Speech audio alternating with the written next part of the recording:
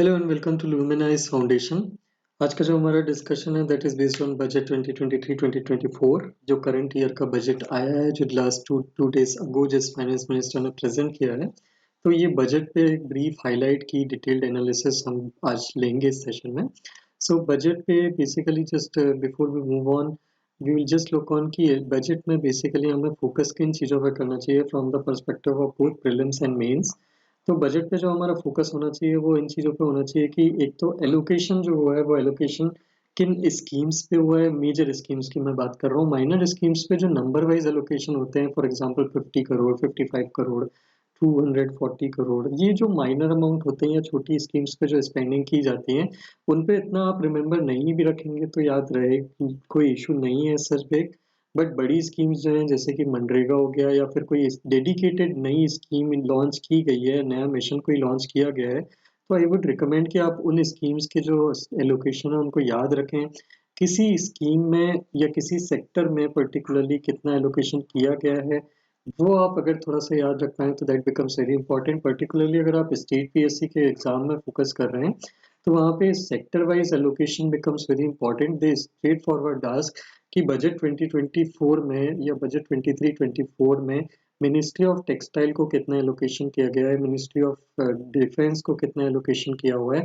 तो कुछ जो प्रोमिनेंट इंपॉर्टेंट मिनिस्ट्रीज हैं उन मिनिस्ट्रीज के बारे में अगर आप एलोकेशन याद रखते हैं, अगर आप इसी साल एग्जाम में अपीयर हो रहे हैं किसी भी स्टेट पीएससी एग्जाम में, so there I would recommend कि आप बजट के मेजर मिनिस्ट्रीज के या बड़ी मिनिस्ट्रीज के एलोकेशन को याद रखें या फिर बड़ी स्कीम पे किसी भी होने वाले किसी भी एलोकेशन को आप याद रखें।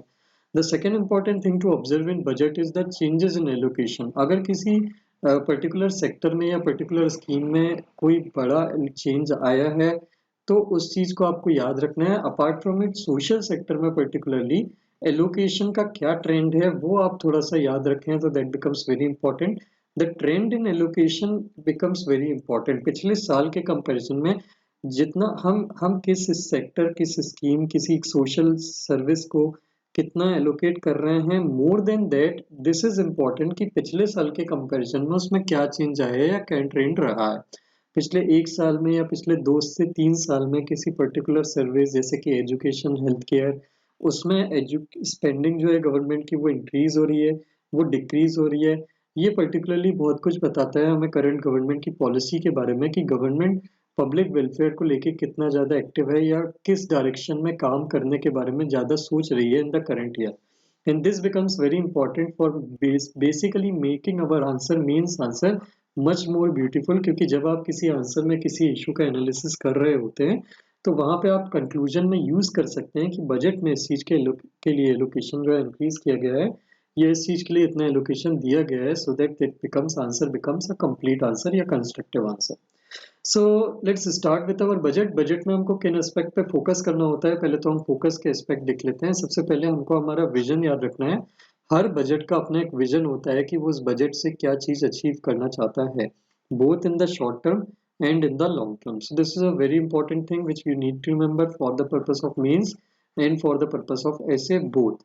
Then second aspect is the mobilization. Government जो भी खर्चे कर रही है उसके लिए कहीं से मनी ला रही है, वो मनी कहाँ से आ रही है? वो मनी आती है जनरली टैक्सेशन से और जो चार्जेस या सर्विसेज गवर्नमेंट प्रोवाइड करती है उससे। तो टैक्सेशन से रिलेटेड क्या ट्रेंड है? गवर्नमेंट लोगों को टैक्सेशन की पॉलिसी, लोगों की जनरल पब्लिक से रिलेटेड टैक्सेशन की क्या पॉलिसी है गवर्नमेंट की, this matters a lot for the government, क्योंकि यहीं से गवर्नमेंट डिसाइड कर पाती है कि how much money they are expecting from taxation which they can spend for the purpose of expenditure in the various sectors. And the third thing which we focus on our budget is the sectors के अलग अलग sector हैं। Particularly जिन sectors में हम focus करते हैं that is infrastructure के लिए कितना बजटरी एलोकेशन है। The second thing is environment के लिए। इकोनॉमिक सेक्टर्स में एग्रीकल्चर, इंडस्ट्रीज, सर्विस सेक्टर, इनके लिए कितना एलोकेटेड किया गया है, एलोकेशन किया गया है। एंड पर्टिकुलरली इनके अंदर में भी कौन से सब सेक्टर्स हैं, मतलब एग्रीकल्चर के अंदर में भी पर्टिकुलरली कौन से एरिया हैं, इंडस्ट्री के अंदर भी कौन से एरियाज हैं जिनमें पर्टिकुलरली फोकस किया जा रहा है, इन चीज़ों पे ध्यान दिया जाता है। देन सोशल सेक्टर में अर्बन इंफ्रास्ट्रक्चर या urban schemes and rural schemes and policies के लिए। हेल्थ केयर के लिए, एजुकेशन के लिए एंड वुमेन रिलेटेड स्कीम्स के लिए क्या एक्सपेंडिचर या कितना ईयर मार्क किया गया एलोकेशन, ये चीज़ देखते हैं, हम एनालाइज करते हैं। Lastly science and tech and space से रिलेटेड डिपार्टमेंट या सेक्टर के लिए गवर्नमेंट ने कितनी स्पेंडिंग एलोकेट की है, ये चीज़ हम देखते हैं। This covers our overall economy, जहाँ पे हमारे एलोकेशन डिसाइड करते हैं कि हमारी कंट्री आने वाले टाइम में किस डायरेक्शन में जाएगी। So let's start our budget का discussion. सबसे पहले we discuss the vision of our current government for the current year in the long term. So government ने जो बजट की बिगिनिंग करी है वो अमृत काल के लिए एक विजन सेट करके इस बजट को सेट करा है। तो अमृत काल क्या है, सबसे पहले तो हम अमृत काल देख लेते हैं। ये 2021 में जब हमारे 71 ईयर्स कंप्लीट हुए थे इंडिपेंडेंस के, 75 ईयर्स कंप्लीट हुए थे इंडिपेंडेंस के, तो वहाँ पे प्रधानमंत्री प्राइम मिनिस्टर नरेंद्र मोदी, प्रधानमंत्री नरेंद्र मोदी जी ने एक डिक्लेरेशन किया था कि इंडिया का अमृत काल जो है वो स्टार्ट हो रहा है and that will run for the next 25 years, that is till the year 2047। And इस अमृत काल में prime minister Narendra Modi mention कि नेक्स्ट 25 ईयर्स में इंडिया को एक नई हाइट्स ऑफ प्रोस्पेरिटी पे ले जाना है। सिटीजन्स ऑफ इंडिया को एक अलग स्टैंडर्ड ऑफ लिविंग पे इनके बहुत हाई ड्रास्टिक इम्प्रूवमेंट उनमें करना है, बहुत हाई लेवल में उनमें इम्प्रूवमेंट करना है, सिटीजन्स की लाइफ में इम्प्रूवमेंट करना है। रूरल और अर्बन एरियाज, विलेजेस और सिटीज के बीच में जो डिवाइड है किसी भी टाइप का, वो डिवाइड को रिड्यूस करना है, डेवलपमेंटल डिवाइड। गवर्नमेंट का पीपल्स की लाइफ में इंटरफेरेंस कम करना है, दैट इज गुड गवर्नेंस या गवर्नेंस को इम्प्रूव करना है, एंड मॉडर्न इंफ्रास्ट्रक्चर बिल्ड करना है।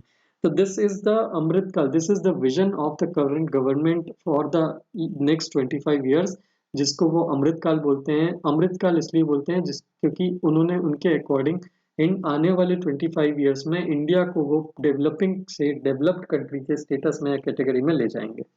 सो अमृत काल के लिए करंट गवर्नमेंट का विजन क्या है, एक तो सिटीजन्स जो हैं उनके लिए अपॉर्चुनिटीज, मतलब लाइवलीहुड अपॉर्चुनिटीज या हर टाइप की अपॉर्चुनिटीज जो उनको प्रॉस्पर करने में हेल्प करती है, ऐसी अपॉर्चुनिटीज क्रिएट करना है। पर्टिकुलरली फोकस करना है यूथ पे।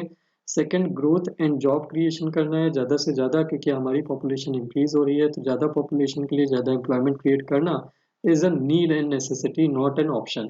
एंड द थर्ड इज एक स्टेबल और strong macro economic environment generate करना है। मैक्रो इकोनॉमिक एनवायरनमेंट मतलब हमको हमारी फाइनेंशियल कंडीशन और फाइनेंशियल स्टेटस ऐसा बनाना है जिसमें हमारी कंट्री के ऊपर एक डेप्ट रिडन कंट्री का ट्रैक ना हो, हम डेप्ट में डूबे हुए ना हो, हम एक स्टेबल कंट्री जिसके अपने खुद के proper manufacturing sector, proper service sector, हर सेक्टर हो जो रेवेन्यू जनरेट करता हो, हमको टैक्सेशन प्रोवाइड करता हो गवर्नमेंट को, और गवर्नमेंट सेल्फ सस्टेनिंग हो, अपने खुद के सोर्सेज पे डिपेंडेंट हो रेदर देन डेप्ट to run the country systematically. तो एक strong and stable macro economic environment create करना है गवर्नमेंट ऑफ इंडिया को in the next 25 years Amrit Kaal. और इस अमृत काल के 7 प्रायोरिटीज हैं, 7 प्रायोरिटीज गवर्नमेंट ने डिसाइड करी हैं कि इन 7 एरियाज पे वो सबसे ज्यादा फोकस करेंगे इनको डेवलप करने के लिए, क्योंकि this makes the base of the country. सबसे पहले तो यूथ पावर को यूटिलाइज करना है। सेकंड, हमारा जो फाइनेंशियल सेक्टर है उसको स्ट्रॉन्ग करना है, उसको और ज़्यादा डेवलप करना है, मतलब financial inclusion with the should be there for every citizen is able to get the financial services which he deserve. Then green growth develop करना है। ग्रीन ग्रोथ मतलब हमको इस तरह से ग्रोथ करना है कि वो एनवायरनमेंट फ्रेंडली हो, हमारा जो पोटेंशियल है ग्रोथ का पोटेंशियल उसको अनलीश करना है, हम अपने पोटेंशियल से अभी बहुत कम ग्रो कर रहे हैं, उस पोटेंशियल को अनलॉक करना है। Then the fifth priority is infrastructure and investment को इंक्रीज करना है बहुत ज़्यादा, ताकि हम डेवलप कंट्रीज के फॉर्म में कन्वर्ट हो पाएं। Then the sixth is inclusive development करना है। इंक्लूसिव डेवलपमेंट मतलब सबका साथ सबका विकास। सबका विकास मतलब every person, every last person, मतलब who is living in the extreme poverty, the last person living in the most extreme poverty should also get improvement in his standard of living. So this is what is meant by inclusive development, ये हमको achieve करना है। And lastly reaching the last mile, जैसा कि मैंने बताया, there is no person which should be excluded from any kind of benefit of the government। हर किसी को उसका जो right है वो उसको मिलना चाहिए जो गवर्नमेंट की तरफ से वो डिजर्व करता है। So these are the 7 priority areas for the government to work। And this was the Amrit Kaal. ये अमृत काल को आप बहुत अच्छे से अपने आप में याद रखिएगा, अपने आप में इम्बाइब करके रखिएगा, because this is what you are going to use in your answers, means answer writing. Let's start with our budget provisions then, जो बजट में डिसाइड किए गए हैं। सबसे पहले हम टैक्सेशन पे आते हैं। तो टैक्सेशन में पहले 6 स्लैब्स हुआ करते थे, 2.5, 2.5 to 5, 5 to 7.5 और ऐसे करके अब 15 लाख तक के स्लैब्स हुआ करते थे। उन स्लैब्स को अब कम करके रैशनलाइज करके टोटल 5 स्लैब में कन्वर्ट कर दिया गया है, that is 1 2 3 4 5 and lastly 6, I am sorry 6 slabs में कन्वर्ट कर दिया गया है। सो यहाँ पे ये 6 स्लैब्स में से ये 12.5 to 15 लाख वाला स्लैब जो है ये रिमूव कर दिया है। ये 5 स्लैब जो हैं, ऊपर वाले जो 5 स्लैब हैं, ये 5 स्लैब में टैक्स रेट को रैशनलाइज करा है, चेंज करा है इस तरह से कि पहले 2.5 to 5 लाख पे बेसिक टैक्स 5% होता था, अब 3 to 6 लाख पे 5% रहेगा एंड अप टू 3 लाख की इनकम पे बेसिक टैक्स कुछ भी नहीं रहेगा।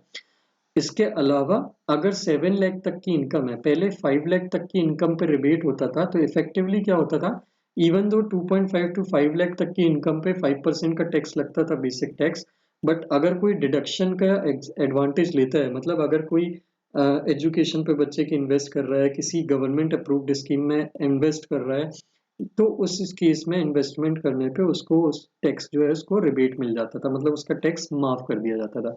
बट अब वो जो लिमिट है वो बढ़ा के 7 लाख कर दी गई है, तो इफेक्टिवली पहले 5 लाख की इनकम तक कोई टैक्स नहीं होता था, अब वो जो लिमिट है वो बढ़ा के 7 लाख तक कर दी है। तो 7 लाख तक यू वोंट बी मतलब facing any kind of tax if you are taking advantage of rebate. So अगर आप रिबेट का एडवांटेज लेते हैं, डिडक्शन का एडवांटेज लेते हैं, तो उस केस में आपके ऊपर 7 लाख तक की income will become tax free. So this is the big change which have been done by Government of India in the budget 2023. Apart from it, there is one more change which has been done. Super rich जो category होती है, super rich मतलब ऐसे लोग जिनकी income 50 lakh या उससे ज्यादा होती है, सो उसके ऊपर 50 लाख या उससे ज्यादा के इनकम वालों पे जो सरचार्ज लगते थे उसमें भी ब्रैकेट होते थे, 4 ब्रैकेट। 50 लाख से 1 करोड़ वालों पे 10% सरचार्ज लगता है उनके इनकम टैक्स पे। देन 1 करोड़ के ऊपर जो अगर इनकम है तो उसके ऊपर सरचार्ज लगता था इनकम टैक्स पे 15%। ऐसे 4 ब्रैकेट थे। तो इनमें ऊपर वाले 3 ब्रैकेट में तो कोई चेंज नहीं किया है, बट लास्ट में ऐसे लोग जिनकी 5 करोड़ से अबव की इनकम है उनके इनकम टैक्स पे पहले 37% सरचार्ज लगता था, now it will be 25% surcharge. तो this is a very another big change.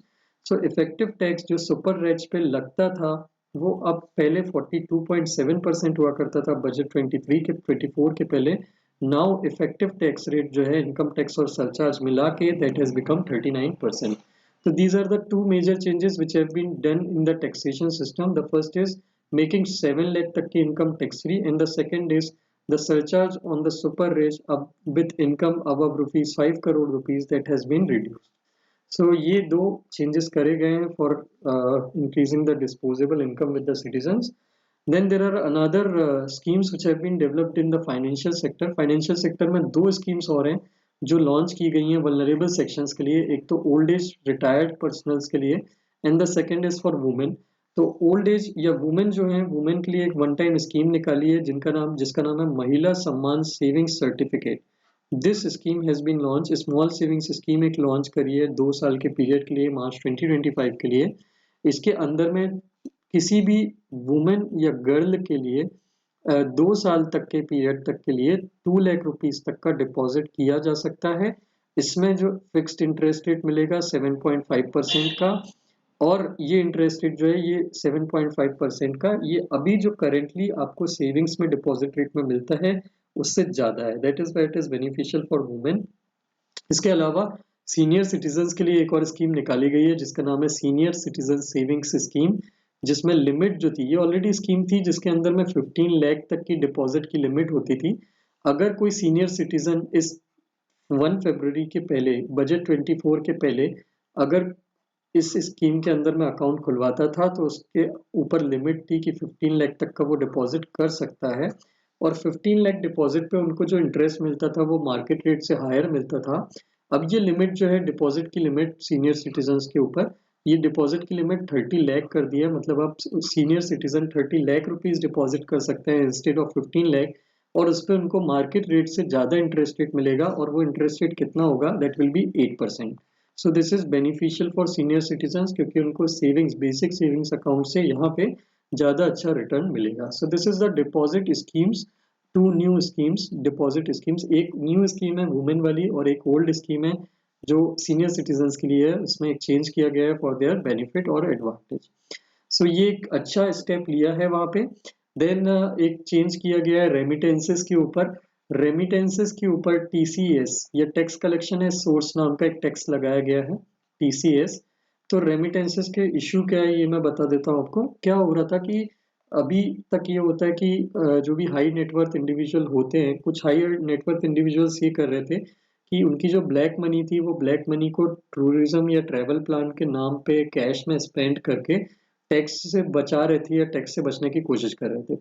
तो गवर्नमेंट ने क्या किया कि गवर्नमेंट ने इसी स्कीम के अंदर में जो टैक्स कलेक्शन एक सोर्स होता है, मतलब जिसमें टूर पैकेजेस या फिर कोई भी लिबरलाइज्ड रेमिटेंस स्कीम जो होती हैं उनमें से लिबरलाइज्ड रेमिटेंस स्कीम मतलब इस स्कीम के अंदर में कुछ, जैसे कि मान लीजिए आपका कोई बेटा है, आपको कोई रिलेटिव बाहर पढ़ाई कर रहा है, एजुकेशन कर रहा है या मेडिकल ट्रीटमेंट करवाने जाता है, तो उसके अंदर में आप कुछ उसको, या फिर वहां पे रह रहा है, रिसाइड कर रहा है, तो आपके पेरेंट्स या जो जो भी एनआरआई वहां पे रह रहा है तो उसके जो पेरेंट्स या रिलेटिव उसको जो मनी भेज रहे हैं किसी पर्पस के लिए, तो that use to come under liberalized remittance scheme.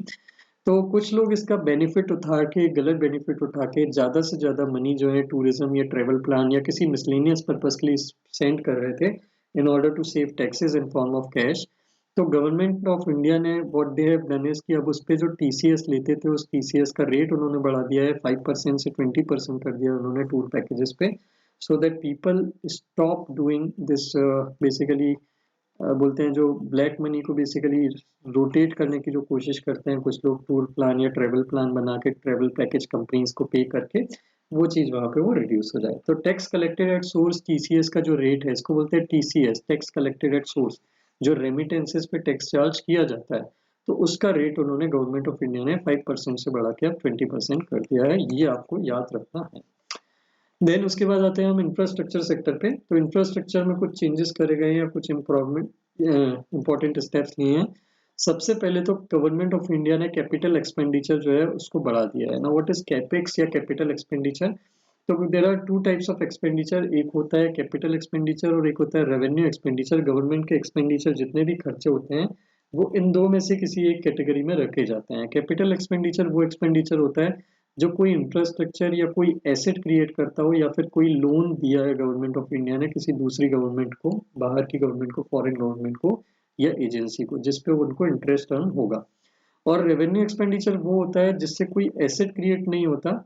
ये बेसिकली वो पेमेंट्स होती हैं जो किसी सर्विस के लिए दी जाती है, जैसे कि सैलरीज, पेंशन या फिर सब्सिडी। ये सारे एक्सपेंडिचर जो होते हैं जिनसे कोई फ्यूचर में कोई एडवांटेज या बेनिफिट नहीं मिलेगा, उसके लिए जो एक्सपेंडिचर किए जाते हैं that is known as revenue expenditure. तो इससे आपको एक चीज क्लियर हो रही होगी कि जितना अच्छा कैपिटल एक्सपेंडिचर होगा, जितना ज्यादा कैपिटल एक्सपेंडिचर होगा, फ्यूचर में इंडिया के ग्रोथ के चांसेस इतने उतने ही अच्छे होंगे। क्योंकि आज कैपिटल एक्सपेंडिचर अच्छा होगा मतलब इन्वेस्टमेंट इंफ्रास्ट्रक्चर पे बढ़ेगा, तो वो आगे चल के इंफ्रास्ट्रक्चर जो है उसका यूज होगा और इंफ्रास्ट्रक्चर की यूज से एम्प्लॉयमेंट जनरेशन होगी, बिजनेसेस क्रिएट होंगे एंड उससे जो है गवर्नमेंट की, इंडिया की ग्रोथ जो है वो बढ़ेगी। सो गवर्नमेंट ऑफ इंडिया ने इसी चीज को ध्यान में रखते हुए हमारा जो कैपिटल इन्वेस्टमेंट आउटले है, कैपिटल एक्सपेंडिचर है, उसको 33.54% मतलब पिछले साल जितना एक्सपेंडिचर किया था उससे 1/3, नियरली 1/3 उसका इंक्रीज कर दिया। सो this is a very good step. इसको 10 लाख करोड़ पे वो ले आए हैं, previously it was around 7 to 8 lakh crore, तो उसको बढ़ा के सीधा सीधा 10 लाख करोड़ कर दिया है। This is a very good initiative again. तो जैसे जैसे इन्वेस्टमेंट बढ़ेगा इंफ्रास्ट्रक्चर प्रोडक्टिव कैपेसिटी में, तो गवर्नमेंट ऑफ इंडिया ने खुद मेंशन किया है कि इससे मल्टीप्लायर इफेक्ट आएगा, इम्पैक्ट आएगा। और मल्टीप्लायर इम्पैक्ट मतलब बिजनेसेस बढ़ेंगे, इन्वेस्टमेंट बढ़ेगा तो इंफ्रास्ट्रक्चर बढ़ेगा, इंफ्रास्ट्रक्चर बढ़ेगा तो बिजनेसेस बढ़ेंगे, बिजनेसेस बढ़ेंगे तो एम्प्लॉयमेंट बढ़ेगी और इससे गवर्नमेंट की ग्रोथ होगी, कंट्री की ग्रोथ होगी। तो this is what is known as multiplier impact. तो कैपिटल इन्वेस्टमेंट में 33% का इंक्रीज है। 50 ईयर गवर्नमेंट ने स्टेट गवर्नमेंट को कोविड के टाइम में डिक्लेयर किया था कि स्टेट गवर्नमेंट को इंफ्रास्ट्रक्चर इन्वेस्टमेंट और इंक्रीज करने के लिए गवर्नमेंट सपोर्ट देगी। उसके लिए सेंट्रल गवर्नमेंट ने पेंडेमिक के टाइम पे स्टेट गवर्नमेंट के लिए एक स्कीम निकाली थी कि हम आपको 50 ईयर इंटरेस्ट फ्री लोन देंगे। मतलब आपको उस पर कोई इंटरेस्ट हमको पे नहीं करना है लोन पे, आप उसको 50 ईयर के लिए यूज करिए, अपने इंफ्रास्ट्रक्चर क्रिएट करिए, अपने इंफ्रास्ट्रक्चर को इंक्रीज करिए और 50 ईयर के बाद आप हमको उसको रीपे कर दीजिए। सो this is a very good scheme, this was a very good scheme. इसको उन्होंने कंटिन्यू करा है इस साल भी। इसके बाद रेलवेज के लिए नया आउटले निकाला है। रेलवेज को डेडिकेट किया है 2.4 lakh crore rupees. So this is a very very large amount of sum which has been given. Historically ऐसा बोला जा रहा है कि this has been the maximum amount of railways which have been given till date. सबसे ज्यादा अमाउंट दिया हुआ है, तो रेलवेज के लिए this is a very good deal. इसके पहले 70 last year was the allocation was around 70 to 80,000 crore. तो यू कैन इमेजिन कि कितना ज्यादा कैपिटल आउटले रेलवेज को दिया गया है। The main focus of railways is for Vande Bharat express. ज्यादा से ज्यादा वंदे भारत एक्सप्रेस चलाना है। वंदे भारत एक्सप्रेस क्या है? These are semi-high speed trains which are being run between two districts, between two cities, which covers a large amount of population or which carry a large amount of population. So हमारे train की passenger train की speed को increase करने के लिए these trains are being introduced and these are highly make in India. इनका engine, इनकी जो इंफ्रास्ट्रक्चर है वो काफ़ी ज़्यादा इंडिया में बनाई जा रही है। इंटीग्रल कोच फैक्ट्री नाम की फैक्ट्री है चेन्नई में, वहाँ पे दीज आर बीइंग मेड। तो this is a very good thing Vande Bharat train को इम्प्रूव करने का। देन वंदे मेट्रो ट्रेन को भी इंट्रोड्यूस करने की बात की गई है इसमें, इस बजट में रेलवेज में, कि इंटरसिटी मतलब सिटीज में लोगों का ट्रांजिट, मास ट्रांजिट को प्रमोट करने के लिए वंदे मेट्रो ट्रेन को बनाया जाएगा। वंदे मेट्रो सिस्टम को ऑपरेट करने के लिए इनॉग्रेट किया जाएगा कई सिटीज में। देन इंफ्रास्ट्रक्चर प्रोजेक्ट की बात करें तो ट्रांसपोर्ट इंफ्रास्ट्रक्चर की अगर मैं बात करूं तो 100 transport project, infrastructure project identify किए गए हैं जो end to end connectivity project provide करेंगे पोर्ट को, कोल को, स्टील को और फर्टिलाइजर सेक्टर्स को। मतलब they will be able to get their raw material, steel factories, coal sector, fertilizer sector, they will be able to get their raw material exported and imported end to end, मतलब port, port से road, road से to their factory. तो this is another good step. And इसके बाद आता है cities का urban infrastructure का, तो इसको हम अलग से डिस्कस करेंगे। देन हाईवेज की बात करूं, मैंने रेलवेज का हमने देख लिया, पोर्ट्स के लिए भी 100 प्रोजेक्ट्स की मैंने बात करी कि 100 पोर्ट के इंफ्रास्ट्रक्चर प्रोजेक्ट के भी वो डेवलपमेंट करेंगे। रेलवेज के लिए हमने देख लिया 2.4 लाख करोड़ का एलोकेशन है। हाईवेज की अगर मैं बात करूं तो NHAI, national highways authority of India के लिए एलोकेशन और बढ़ा दिया गया है ताकि हाईवेज जो हैं, हाईवेज की रीच और बढ़ा दी जाए। आपने देखा होगा रिसेंटली हम हाईवेज को एक्सपांड करने पे बहुत ज़्यादा फोकस कर रहे हैं एंड हमारा हाईवे का इंफ्रास्ट्रक्चर बहुत ज़्यादा इम्प्रूव भी हुआ है। तो गवर्नमेंट ने उसी चीज़ को ध्यान में रखते हुए you can see here highway का एक्सपेंडिचर, हाईवे सेक्टर के लिए जो आउटले है वो सीधा सीधा 3 times, nearly 3 to 4 times increase कर दिया है। 70,000 करोड़ से it has been brought to 2.7 lakh crore. So ये बहुत ही ज़्यादा हाई लेवल पर इम्प्रूवमेंट है। 1.62 लाख करोड़ का इंक्रीज किया है from revised estimate of 1.42 lakh crore. मतलब 70,000 करोड़ लास्ट ईयर एलोकेट किया था, लेकिन NHAI को फिर एक्स्ट्रा एडिशन देते देते 1.4 लाख करोड़ तक का खर्चा NHAI को दे दिया था गवर्नमेंट ने। बट इस साल सीधे सीधे उन्होंने उसको डबल कर दिया है, नियरली 2.7 लाख करोड़ साल के शुरू में ही दे दिया है। लास्ट ईयर 70 करोड़ दिया था शुरू में, एंड तक करते करते एडिशन करते करते 1.4 लाख करोड़ दे दिया था। इस साल उन्होंने 2.7 लाख करोड़ दिया है ताकि NHAI और ज़्यादा हाईवेज बनाने पे फोकस करे और ज़्यादा स्पीड से ज़्यादा अमाउंट में, ज़्यादा नंबर में हाईवेज बनाए। So this is a very very extremely important point for you both, for the purpose of prelims and for mains. Prelims के लिए NHAI के बारे में आपको सब कुछ पता होना चाहिए, इंडिया की हाईवे डेंसिटी भी आपको पता होना चाहिए। मेंस के लिए, ट्रांसपोर्ट सेक्टर के लिए GS3 का टॉपिक है ट्रांसपोर्ट इंफ्रास्ट्रक्चर, उसमें ये अलग से पूरा का पूरा पॉइंट आपके लिए इंपॉर्टेंट है for the purpose of conclusion. Then we move on to the rural infrastructure. तो रूरल इंफ्रास्ट्रक्चर में क्या क्या चेंज किए गए हैं? रूरल इंफ्रास्ट्रक्चर के लिए एक स्कीम चलती है जिसका नाम है प्रधानमंत्री आवास योजना, रूरल ग्रामीण। ठीक है, सो प्रधानमंत्री आवास योजना के दो कंपोनेंट हैं, एक रूरल और एक अर्बन। ठीक है, तो प्रधानमंत्री आवास योजना ग्रामीण के लिए हाईएस्ट एवर एलोकेशन किया हुआ है इस साल। इसके पहले मतलब 2016 में जब से स्कीम चालू हुई है तब से ये स्कीम में highest, this year highest allocation दिया है गवर्नमेंट ऑफ इंडिया ने। ये एलोकेशन कितना है तो यहाँ वी कैन सी 54,000 करोड़ जो है ये एलोकेशन टोटल प्रधानमंत्री आवास योजना ग्रामीण के लिए किया है। टोटल एलोकेशन सी यहाँ पे यू कैन सी कि इसके पहले ईयर नंबर 2023 में द एलोकेशन वाज 20,000 करोड़, ठीक है, उससे बढ़ा के सीधा 54,000 करोड़ गवर्नमेंट ने एलोकेशन करा है। मतलब more than double, nearly 3 times allocation प्रधानमंत्री आवास योजना ग्रामीण के लिए गवर्नमेंट ऑफ इंडिया ने किया है। प्रधानमंत्री आवास योजना के मैंने बताया आपको जैसा कि 2 कंपोनेंट है, रूरल एंड अर्बन। तो टोटल रूरल और अर्बन दोनों का मिला के 79,000 करोड़ गवर्नमेंट ने एलोकेट किया है। उसमें से 54,000 करोड़ गवर्नमेंट ने रूरल कंपोनेंट के लिए दिया है और बाकी का बचा हुआ अराउंड 20,000 करोड़, 24,000 करोड़ वो उन्होंने अर्बन एरियाज के लिए किया है। सो this is a very important step. Awas Yojana के कंपोनेंट या स्कीम के बारे में आपको याद रखना है। मैं आपको डिटेल में तो स्कीम अभी नहीं बता सकता, otherwise this lecture will become very big, but आपको मैं ब्रीफ में एक स्कीम का ओवरव्यू जरूर देता जाऊंगा so that it will become help you to recall the scheme. So हर बेनिफिशियरी को इस स्कीम के अंदर में 1.2 lakh rupees up to 1.2 lakh rupees दिए जाते हैं प्लेन एरिया में, और 75,000 रुपीज टू 1.3 लाख रुपीज दिए जाते हैं हिली स्टेट्स में या डिफिकल्ट एरियाज में या ट्राइबल और बैकवर्ड डिस्ट्रिक्ट्स में अंडर इंटीग्रेटेड एक्शन प्लान। तो हाउसिंग फॉर ऑल या प्रधानमंत्री आवास योजना इस स्कीम का नाम है। इस स्कीम के अंदर में ये बेनिफिशियरी जो होते हैं उनको कुछ कॉस्ट दी जाती है in order to help them build house, कुछ परसेंटेज या कुछ प्रोपोर्शन उनकी उसका हाउस की कॉस्ट का दिया जाता है। तो दिस इज प्रधानमंत्री आवास योजना। देन उसके बाद आते हैं की स्कीम पे जिसका नाम है नरेगा। नरेगा एक बहुत इंपॉर्टेंट स्कीम है रूरल एम्प्लॉयमेंट को सपोर्ट करने के लिए। हर साल के बजट में नरेगा का कितना ज्यादा, नरेगा को कितना एलोकेट किया गया है, this is a very very very important statistic जो आपको हर साल याद रखना चाहिए और पढ़ना चाहिए। तो गवर्नमेंट ने इस साल नरेगा की जो स्कीम है उसमें एलोकेशन थोड़ा कम कर दिया है। लास्ट ईयर से 2022-23 में बजट एस्टिमेट 73,000 था, मतलब इतना एलोकेट किया था, और रिवाइज एस्टिमेट था 89,000। मतलब गवर्नमेंट का टोटल एडिशन करते करते, एडिशनल खर्चा करते करते नरेगा की स्कीम पे लास्ट ईयर 89,000 रुपीज की स्पेंडिंग हुई थी। 23 करंट ईयर बजट ईयर 24 या 23-24 के लिए गवर्नमेंट ने इसको 60,000 करोड़ रुपीस एलोकेट किया है।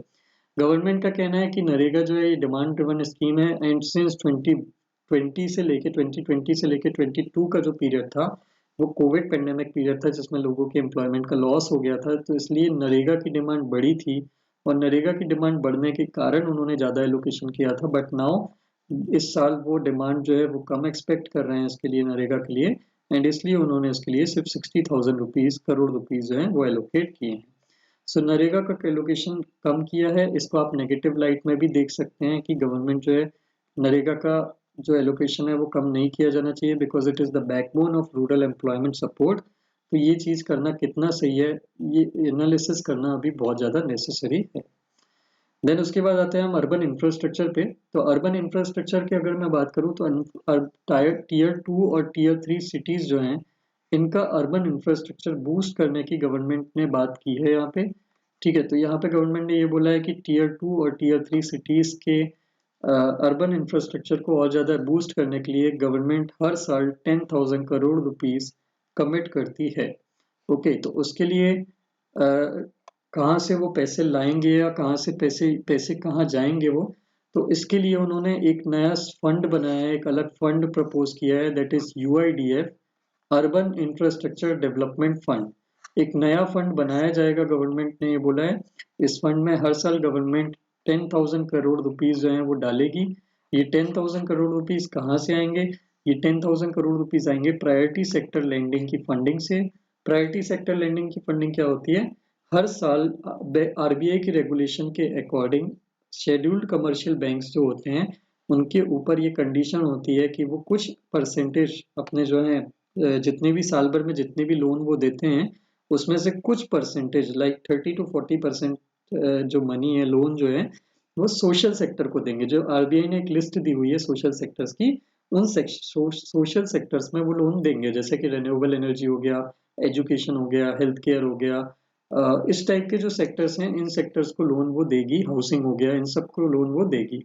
तो अगर कोई इसको पूरा का पूरा लोन नहीं दे पाता, फॉर एग्जांपल SBI को बोला है कि आप 100 रुपीज इस साल लोन में देंगे तो 40 रुपीज आपको PSL या प्रायोरिटी सेक्टर के लेंडिंग में देना है। तो अगर SBI ने से लेट से 40 की जगह 30 रुपीज ही लोन में दे पाता है तो वो 10 रुपीज जो है वो यहाँ पे कंट्रीब्यूट कर सकता है UIDF में। तो ये प्रायोरिटी सेक्टर लैंडिंग की जो शॉर्टफॉल है उसके थ्रू ये 10,000 करोड़ का फंड जो है वो बिल्ड करेंगे। इसको मैनेज कौन करेगा? तो इसको मैनेज करेगा national housing bank. National housing bank एक सब्सिडियरी है आरबीआई की, जो बेसिकली हाउसिंग से रिलेटेड जितने भी डेवलपमेंटल प्रोजेक्ट हैं गवर्नमेंट के उनको सुपरवाइज करती है। इसके बाद गवर्नमेंट का दूसरा जो अर्बन इंफ्रास्ट्रक्चर से रिलेटेड जो पोजीशन है, जो एलोकेशन है, वो है पीएम स्वनिधि से रिलेटेड। तो पीएम स्वनिधि और अमृत मिशन, पीएम स्वनिधि की स्कीम के अंदर में, स्वनिधि मतलब स्ट्रीट वेंडर की स्कीम होती है। इसके अंदर में गवर्नमेंट ऑफ इंडिया जो स्ट्रीट वेंडर्स होते हैं, जैसे आपने देखा होगा फुटपाथ पे कई लोग शॉप्स लगाते हैं, चाट पकौड़ी कपड़े ये सब की, तो स्ट्रीट वेंडर्स को लोन की कंसेशनल रेट पे लोन देने की एक स्कीम थी जिसका नाम था पीएम स्वनिधि। और एक अमृत स्कीम जो है ये टीयर 2 और टीयर 3 सिटीज में बेसिक एमिनिटीज इंफ्रास्ट्रक्चर बिल्ड करने की बात करता है। तो गवर्नमेंट ने इन दोनों स्कीम्स का जो एलोकेशन है वो एलोकेशन इंक्रीज कर रहा है। तो this is a good thing again. Tier 2 और टीयर 3 सिटीज के लिए काफी सारे काम कर रही है, मतलब इंक्लूसिव डेवलपमेंट जो मैंने आपको शुरू में बताया था। गवर्नमेंट का one of the priority of the Saptarishi या 7 priorities is the biggest priority of government for this year is inclusive development. Inclusive development मतलब सिलेक्ट कुछ रीजन का डेवलपमेंट नहीं करना है, अक्रॉस द कंट्री हर जगह का equitable distribution, equitable growth and development करना है। तो इस केस में सिर्फ मेट्रो सिटीज पे ही जो अभी तक डेवलपमेंट पे ध्यान दिया जाता था, अब वहां से निकल के टीयर 2 एंड टीयर 3 सिटीज के डेवलपमेंट पे और ज्यादा ध्यान देने की बात गवर्नमेंट कर रही है। Then there is another scheme sanitation से रिलेटेड भी गवर्नमेंट ने एक अनाउंसमेंट करा है कि सारे सैनिटेशन जो स्कीम है, जो सैनिटेशन के जो प्रोसीजर हैं अभी सिटीज में, उसको वो मैकेनाइज्ड करेंगे, 100% मैकेनिकल डीस्लजिंग करेंगे सेप्टिक टैंक की। तो ये भी, इसको अभी हम थोड़ा सा अभी जस्ट आगे इस डिटेल में डिस्कस करेंगे। तो एक चीज ये पॉइंट आपको याद रखना है अर्बन इंफ्रास्ट्रक्चर से रिलेटेड, इसको हम डिटेल में और डिस्कस करते हैं अभी। देन उसके बाद प्रधानमंत्री आवास योजना अर्बन की मैं बात करता हूँ। तो जैसा कि हमने देखा हाउसिंग फॉर ऑल स्कीम, मैंने आपको अभी बताया था कि रूरल वाला जो सेक्शन था उसमें एलोकेशन को और ज्यादा इंक्रीज कर दिया है। प्रधानमंत्री आवास योजना ग्रामीण सेक्शन के अंदर में रूरल हाउसिंग के लिए गवर्नमेंट ने एलोकेशन अपना और ज्यादा इंक्रीज कर दिया है। बट अर्बन एरियाज में गवर्नमेंट ने जो एलोकेशन है हाउसिंग स्कीम या आवास योजना के लिए वो डिक्रीज कर दिया है। Last year it was ₹28,000 crore, this year उन्होंने 25,000 करोड़ उन्होंने उसको कर दिया है। इसके अलावा स्मार्ट सिटीज मिशन जो है, उसके मिशन के लिए भी स्मार्ट सिटीज मिशन, जिसमें कि कुछ सिलेक्टेड 100 सिटीज के लिए हाई मतलब बहुत अच्छा इंफ्रास्ट्रक्चर डेवलप करने की गवर्नमेंट की जो प्लानिंग थी, जो स्कीम थी, उस स्कीम के अंदर भी एलोकेशन जो है उन्होंने रिड्यूस कर दिया है फ्रॉम 88 करोड़ टू 8,000 करोड़। ये मिशन जो है ये इसलिए भी इम्पोर्टेंट है क्योंकि ये इस साल एंड हो रहा है, जून ऑफ 2023 में ये मिशन एंड हो जाएगा। सो ये मिशन के सक्सेस अचीवमेंट क्या एनालिसिस है वो भी अभी जून के बाद आएगा, उसका अप्रेजल। तो ये स्कीम जो है, ये मिशन जो है आपके लिए मेंस के लिए और प्रीलिम्स के लिए दोनों के लिए काफ़ी इंपॉर्टेंट हो जाता है। इसके बाद गवर्नमेंट जो है 23,000 करोड़ रुपीस जो है वो स्पेंड करेगी किसके लिए? Metro and mass rapid transit system project के लिए, इंक्लूडिंग एनसीटी रीजन के लिए। तो ये भी आपको याद रखना है। मास रैपिड ट्रांसपोर्ट सिस्टम मतलब कि जैसे कि मेट्रो ट्रेन सिस्टम या फिर हमारे जो पब्लिक बस सिस्टम होते हैं, जो पब्लिक बसेस जो होती हैं स्टेट बसेस, उसको इंक्रीज करना, that will also be done by the government of India. So ये चीज़ इंपॉर्टेंट इसलिए हो जाती है क्योंकि जितना ज़्यादा पब्लिक ट्रांसपोर्ट सिस्टम अच्छा होगा, जितना ज़्यादा पब्लिक ट्रांसपोर्ट होगा, उतने ही लोग पर्सनल व्हीकल्स का यूज़ कम करेंगे और वहाँ पे इलेक्ट्रिसिटी, वहाँ पे इन्वायरमेंट का जो है डिग्रेडेशन कम होगा due to pollution. Then we move to our next sector, that is defence sector. तो डिफेंस सेक्टर में जो है वो उन्होंने गवर्नमेंट ने हाइक किया है एलोकेशन का, 44% का हाइक यहाँ पे किया हुआ है। ₹5 lakh, nearly ₹6 lakh crore year mark कर रहे हैं डिफेंस सेक्टर के लिए, जिसमें से 90,000 करोड़ जो है रेवेन्यू प्रोक्योरमेंट के लिए जाएंगे। तो गवर्नमेंट ने, सिंस हमारा चाइना के साथ एलएसी पे काफ़ी टेंशन चल रहा है, तो इसलिए गवर्नमेंट ने वहाँ पे थोड़ी सी एक्टिवनेस, अलर्टनेस और वहाँ पे मेंटेनेंस की चीज़ों में खर्चे अब थोड़े से बढ़ गए हैं। तो उसको ध्यान में रखते हुए ₹90,000 करोड़ का एक्सपेंडिचर जो है उसमें इंक्रीज हुआ है, that is nearly 45%। Sustenance budget में इंक्रीज हुआ है, पर्टिकुलरली फ्यूल, एम्यूनिशन और एसेट्स का मेंटेनेंस में, उसमें ये स्पेंडिंग जाएगी। तो ओवरऑल डिफेंस बजट जो है, जैसा कि मैंने बताया, it is around 6 lakh crore. ये 12% लास्ट ईयर से 12% ज्यादा है। 44% hike is in revenue expenditure, ठीक है। और ओवरऑल डिफेंस बजट जो है वो 13% तक इंक्रीज हुआ है approximately. Last year it was around 5.25 lakh crore, this year it is around 6 lakh crore. देन आते हैं हम एनवायरनमेंट पे। तो एनवायरनमेंट से रिलेटेड कई सारे इनिशिएटिव गवर्नमेंट ने अनाउंस करे हैं। जैसा कि मैंने आपको बताया, गवर्नमेंट का one of the goal of this year is green growth. Amrit Kaal के लिए ग्रीन ग्रोथ करने की गवर्नमेंट ने बात करी है। तो ग्रीन ग्रोथ के लिए गवर्नमेंट ने कई सारे इनिशिएटिव जो है वो डिक्लेयर करा है। पहला तो गवर्नमेंट ने ये बोला है, द फर्स्ट थिंग इज कि गवर्नमेंट एक ग्रीन प्रोडक्ट क्रेडिट प्रोग्राम जो है वो नोटिफाई करेगी एनवायरनमेंट प्रोटेक्शन एक्ट के अंदर में, जिसके अंदर में लोग जो हैं, कंपनीज जो हैं, बिजनेसेस जो हैं, वो और ज़्यादा climate environment friendly, environmentally efficient and environment friendly technologies का यूज़ करेंगे, जिसके अंदर में जितनी ज़्यादा वो एमिशंस कम करेंगे उनको उतने क्रेडिट मिलेंगे, जिस क्रेडिट को वो मार्केट में सेल करके मोनिटाइज कर सकते हैं और मनी अर्न कर सकते हैं। इसके अलावा गवर्नमेंट ने 500 new waste to wealth plant setup करने की बात करी है अंडर अ स्कीम जिसका नाम है Gobardhan scheme. This is a very important scheme जो आपको याद रखना है, that is galvanizing organic bio agro resources Dhan. ये स्कीम प्रीलिम्स के लिए एक्सट्रीमली इंपॉर्टेंट है क्योंकि क्वेश्चन में आ सकती है।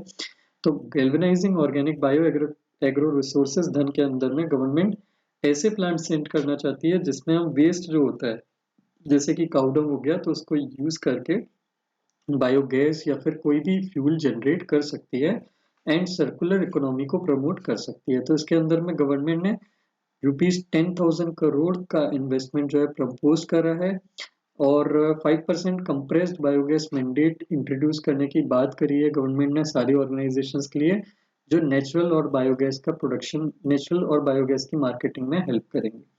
इसके अलावा ग्रीन हाइड्रोजन मिशन के अंदर में बाय द ईयर 2030 गवर्नमेंट ने 5 million metric ton 5 MMT hydrogen का प्रोडक्शन जनरेट करने की बात करी है हर साल by the year 2020-2030, so that fossil fuel पे, इंपोर्ट पे हमारी डिपेंडेंस जो है वो रिड्यूस हो जाए। इसके अलावा गवर्नमेंट 1 करोड़ फार्मर्स को इस साल नेचुरल फार्मिंग, नेक्स्ट 3 साल में गवर्नमेंट 1 करोड़ फार्मर्स को नेक्स्ट 3 इयर्स में नेचुरल फार्मिंग अडॉप्ट करने में हेल्प करेगी, जिसमें से 10,000 बायो इनपुट रिसोर्स, जिसके लिए 10,000 bio input resource centre setup किए जाएंगे। ये bio input resource centre farmers को एडवाइस भी करेगी और सप्लाई भी करने का काम करेगी कि कौन से बायो रिसोर्सेज यूज करके फार्मर्स जो है अपने आप को नेचुरल फार्मिंग पे शिफ्ट कर सकते हैं। इसके अलावा गवर्नमेंट ने 35,000 करोड़ का आउटले जो है वो अनाउंस किया है for the purpose of energy security, energy transition and net zero objective.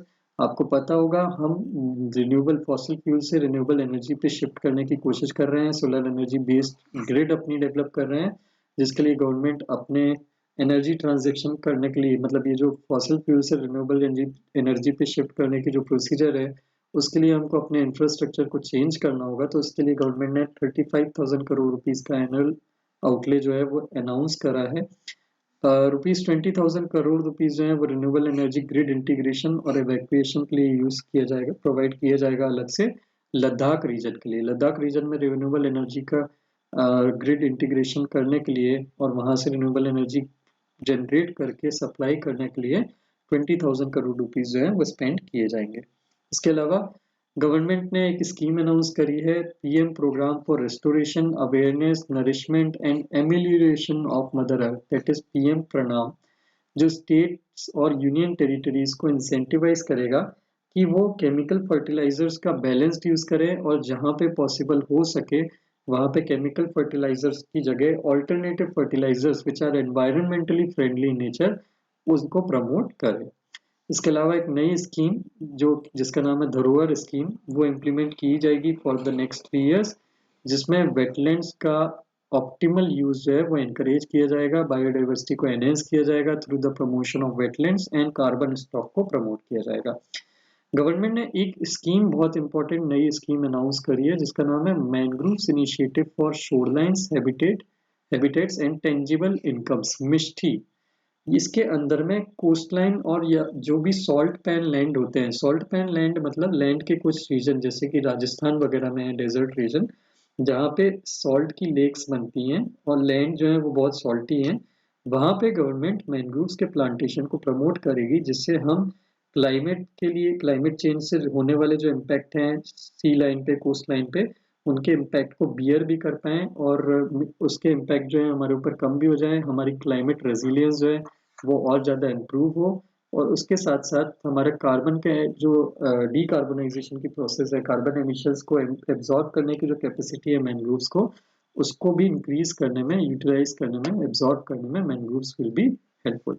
So this is another important scheme जो आपको याद रखना है, मिष्टी। एक शॉर्ट ब्रीफ में मैं आपको एनवायरनमेंट रिलेटेड स्कीम्स जो हैं वो फिर से बताना चाहूंगा। The first is PM Pranam, जो मैंने आपको बताया। पीएम प्रणाम will be to promote the use of alternative fertilizers in case of chemical fertilizers. Then waste to 500 new waste to wealth plant जो है उनको establish करना है under गोवर्धन स्कीम। देन मिष्टी स्कीम जो है मैंग्रोव प्लांटेशन इंक्रीज करने के लिए वो लगाए जाएंगे। इसके अलावा बायो इनपुट रिसोर्स सेंटर्स जो हैं 10,000 bio input resource centres setup किए जाएंगे फार्मर्स को फैसिलिटेट करने के लिए कि वो नेचुरल फार्मिंग को अडॉप्ट करें। 1 करोड़ 1 करोड़ फार्मर्स को नेचुरल फार्मिंग के अडॉप्ट करने में हेल्प की जाएगी। बैटरी एनर्जी स्टोरेज सिस्टम्स को प्रमोट किया जाएगा, कोस्टल शिपिंग को प्रमोट किया जाएगा, energy transfer efficient transportation promote करने के लिए। So these are all the steps which have been taken for the purpose of environment या green growth. Then we move on to the healthcare। तो healthcare में क्या क्या steps लिए हुए हैं? तो पहला तो हमारा जो नर्सिंग इंफ्रास्ट्रक्चर है, नर्सिंग कॉलेजेस का जो इंफ्रास्ट्रक्चर है वो बहुत बहुत वीक है, और काफ़ी टाइम से नर्सिंग बॉडी ऑफ इंडिया की डिमांड थी कि ज़्यादा से ज़्यादा नर्सिंग कॉलेजेस और खोले जाएं, इंफ्रास्ट्रक्चर इंप्रूव किया जाए। तो गवर्नमेंट ऑफ इंडिया ने 157 नए नर्सिंग कॉलेजेस एस्टेब्लिश करने की के लिए का अनाउंसमेंट किया है। देन फार्मा में रिसर्च को प्रमोट करने के लिए नया प्रोग्राम लॉन्च किया जाएगा। गवर्नमेंट ने एक बहुत इंपॉर्टेंट स्कीम अनाउंस की है, that is sickle cell anaemia elimination mission, ये लॉन्च किया जाएगा। इसका एम है कि सिकल सेल एनीमिया को by the year 2047 government eliminate करना चाहती है पूरा का पूरा। Then joint public and private medical research जो है इसको एनकरेज किया जाएगा हेल्थ केयर सेक्टर में। तो ये बहुत इंपॉर्टेंट स्टेप लिया है जो मैंने आपको बताया। 157 न्यू नर्सिंग कॉलेजेस जो हैं ये खोले जाएंगे। सेंटर ने हेल्थ का आउटले जो है, ये आउटले बहुत इंपॉर्टेंट है। मैंने जैसा कि आपको बोला था कुछ सेक्टर्स का आउटले और उसमें कितना चेंज हुआ है ये आपको याद रखना बहुत इंपॉर्टेंट है।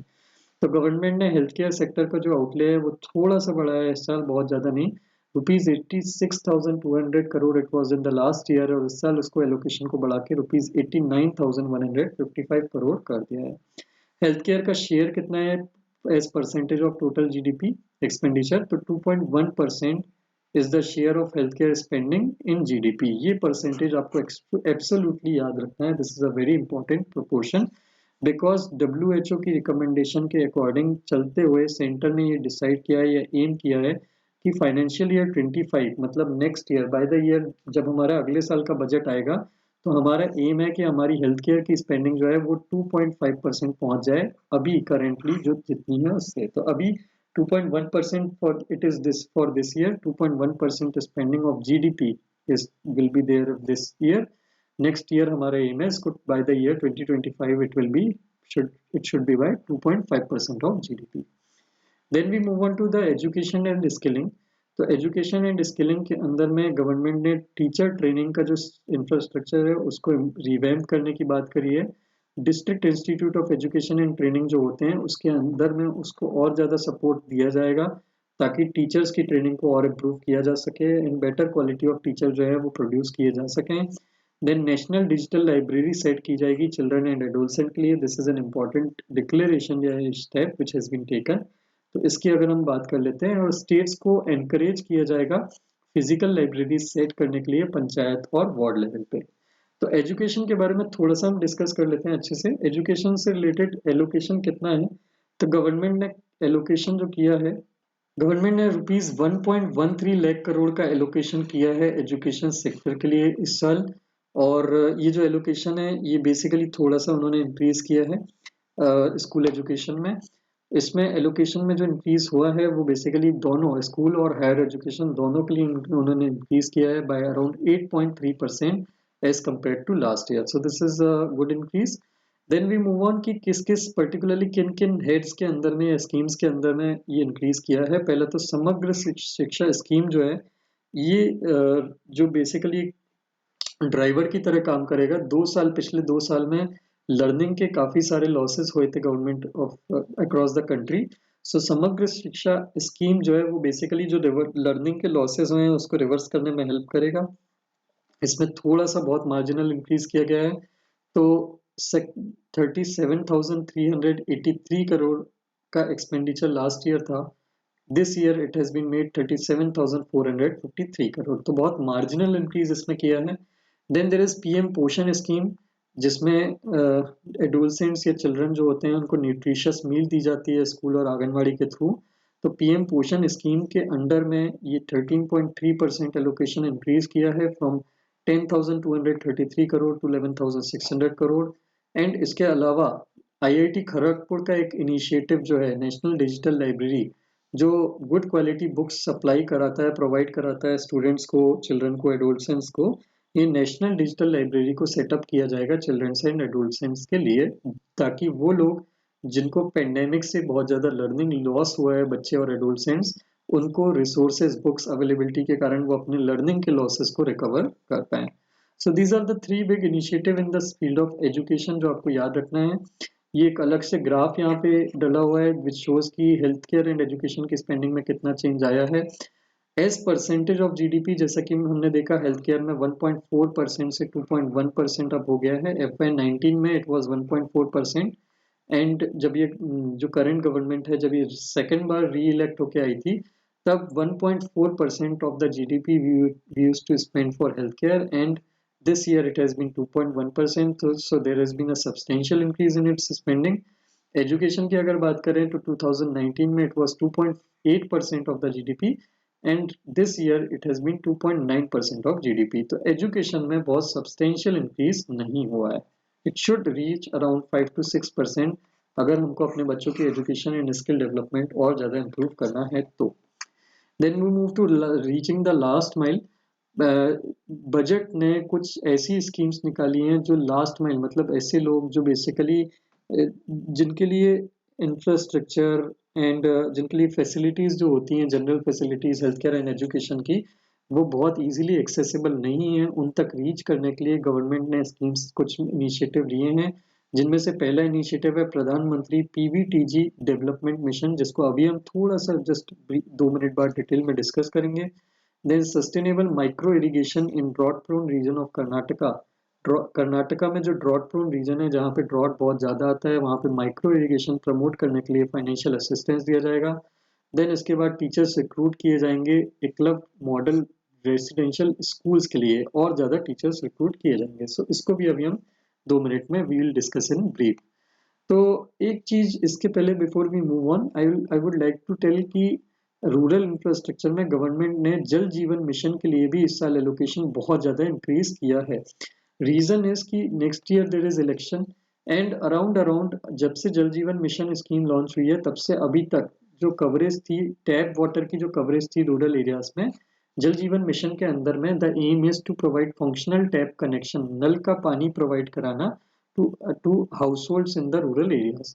तो जब ये स्कीम लॉन्च हुई थी 3 to 4 years बैक, तब जो कवरेज थी रूरल एरियाज में टैप वाटर की कवरेज की, that was around 20 to 30% only, and now it has reached to around 60 to 70%। and government का एम है कि by the next year 2024 जब एंड होता है, ये फाइनेंशियल ईयर जब एंड होता है, तब तक ये जल जीवन मिशन के अंदर में जो टैप वाटर कनेक्शन की कवरेज है उसको वो 90 to 100% तक अचीव करना चाहते हैं with in the next 1 year।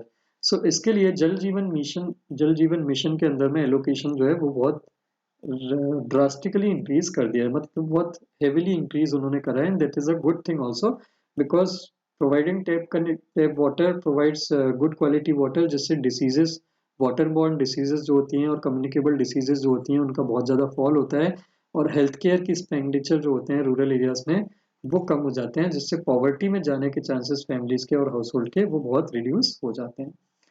Then there is Bharat Shri, ancient inscriptions जो हैं उनके डिजिटाइजेशन करने के लिए एक नया इनिशिएटिव गवर्नमेंट ने अनाउंस करा है। देन अमृत काल के लिए जो यूथ है उसका यूटिलाइजेशन करना, दैट इज अमृत पीढ़ी। तो यहाँ पे यूथ पावर को यूटिलाइज करने के लिए गवर्नमेंट ने कुछ इनिशिएटिव डिक्लेयर किया है, दैट इज प्रधानमंत्री कौशल विकास योजना। इसका फोर्थ वर्जन 4.0। तो प्रधानमंत्री कौशल विकास योजना PMKVY 4.0 में नए टाइप के जो कोर्सेज, जो इमर्जिंग टेक्नोलॉजीज हैं, उनसे रिलेटेड टेक्नोलॉजीज में लोगों को स्किल्स प्रोवाइड किए जाएंगे, जैसे कि coding, AI, robotics, 3D printing etcetera. Then tourism sector को जो है बूस्ट करने के लिए कुछ मेजर्स लिए जाएंगे। गवर्नमेंट ने कुछ 50 डेस्टिनेशंस हैं वो सिलेक्ट करेगी और उसको चैलेंज मोड मतलब प्राइवेट सेक्टर के पार्टिसिपेशन के थ्रू डेवलप करके एक डोमेस्टिक और फॉरेन टूरिस्ट के लिए कंप्लीट पैकेज प्रोवाइड कराएगी उन 50 डेस्टिनेशंस पे। फॉर एग्जांपल जैसे आप थाईलैंड जाते हैं तो थाईलैंड पे एक आइलैंड का कंप्लीट पैकेज होता है कि इस आइलैंड के आपके 3 नाइट्स 2 डेज का विजिट जो है वो आपको इतने का पैकेज पड़ेगा, and you can do these things and amusement and you can enjoy these things here. So वो चीज़ जो है यहाँ पे अचीव की जाएगी। देन स्टेट्स को यूनिटी मॉल्स सेटअप करने के लिए इंकरेज किया जाएगा, जहाँ पे वन डिस्ट्रिक्ट वन प्रोडक्ट मतलब सारे डिस्ट्रिक्ट्स के प्रोडक्ट्स जो हैं वो शोकेस किए जाएंगे। उनके स्टेट में जो GI प्रोडक्ट्स हैं, जब जिन ऐसे प्रोडक्ट्स जिनको जोग्राफिकल इंडिकेशन मिला हुआ है उनको शोकेस किया जाएगा, और हैंडीक्राफ्ट प्रोडक्ट्स जो हैं वो सेल वहाँ पे उनकी होगी। So this was all related to Amrit Peedhi और रूट पावर, उनको यूटिलाइज करने के लिए और टूरिज्म सेक्टर के लिए क्या क्या इनिशिएटिव लिए हैं।